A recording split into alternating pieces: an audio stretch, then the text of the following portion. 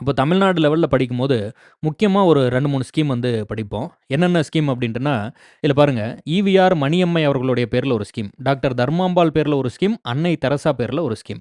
முதல்ல இந்த ஸ்கீமு எது யாருக்கு? 1 ஆதரவற்ற பெண்களுக்கான திருமணம். எல்லாமே திருமண உதவி திட்டம். ஆதரவற்ற பெண்களுக்கு திருமணம்.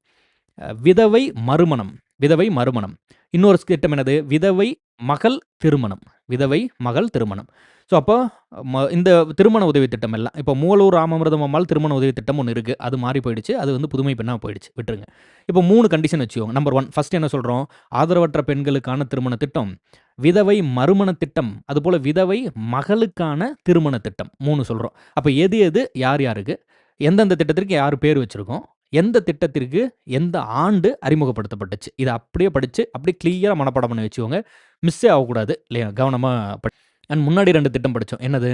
1987 அப்புறம் 1989. 87ல மகப்பேறு உதவி திட்டம் படிச்சோம். இது வந்து மூவலூர் ராமாமிர்தம் அம்மையார் பேர்ல இந்த திட்டம் ஒண்ணு படிச்சோம். இப்போ ஈவிஆர் மணியம்மை. மணியம்மை யாருன்னு தெரியுதா? மணியம்மை யாருன்னு தெரியுதா? அது சாட்ல பதில் குடுங்க. அண்ட் தர்மாம்பாள் தமிழ் அன்னை அப்படின்னு சொல்லப்படுறவங்க. அன்னை தெரசா பேர்ல இருக்கிறதுனால இது சுலபமா ஞாபகம் வச்சுப்பீங்கன்னு இருக்கேன். அன்னை தெரசா பேர்ல இருக்கிறது என்னது? ஆதரவற்ற பெண்கள், ஆர்ஃபன் கேர்ல்ஸ்க்கான திருமண உதவி எல்லாமே திருமண உதவி திட்டம். ஆதரவற்ற பெண்களுக்கான திருமண உதவி திட்டம் அன்னை தெரசா அவர்களுடைய பேர்ல. தர்மாம்பாள் பேர்ல என்ன திட்டம் குடுத்துருக்கோம் அப்படின்னா, விதவை மறுமணம். தர்மாம்பாள் பேர்ல என்ன சொல்றோம் அப்படின்னா, விதவை மறுமணம். அப்ப ஈவிஆர் மணியம்மைன்னு படிக்கிறோமா? மணியம்மை மகள் தானே. அப்போ எப்படி ஞாபகம் வச்சுக்கணும்? விதவை மகள் திருமண உதவி திட்டம். புவர் விடோஸ் டாட்டர்ஸ் மேரேஜ் இல்லையா? Poor widows daughters marriage. விதவை மகள் திருமண உதவி திட்டம். அப்ப எந்த திட்டம் யாருக்கு? அத ஃபர்ஸ்ட் நல்லா தெளிவுபடுத்திக்கோங்க. அப்புறம் ஆண்டு. இது வெரி வெரி இம்பார்ட்டன்ட்.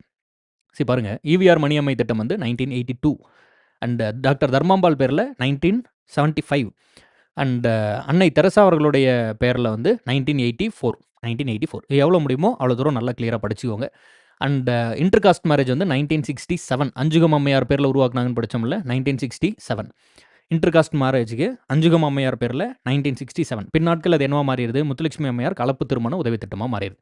அப்போ இதில கலப்பு திருமண உதவி திட்டம் அப்படின்னு எடுத்துக்கிறீங்கன்னா, கலப்பு திருமண உதவி திட்டம் எப்போ வந்துருச்சு? 1967 அது நம்ம என்னன்னு பேர் வச்சோம் ஃபர்ஸ்ட்டு? அஞ்சுகம் அம்மையார் பேர் வச்சோம். அப்புறமா நம்ம என்னன்னு பேர் வச்சுட்டோம்? முத்துலட்சுமி அம்மையாருடைய பேர்ல வச்சுட்டோம். முத்துலட்சுமி அம்மையாரின் பெயர்ல வந்து பேர் வச்சுட்டோம்.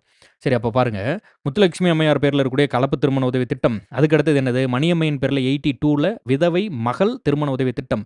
அடுத்து என்னது? அன்னை தெரசா பேர்ல ஆதரவற்ற பெண்களுக்கான திட்டம். அதுபோல வந்து தர்மாம்பாள் அவர்களுடைய பேர்ல 1975ல விதவை மறுமண திட்டம்.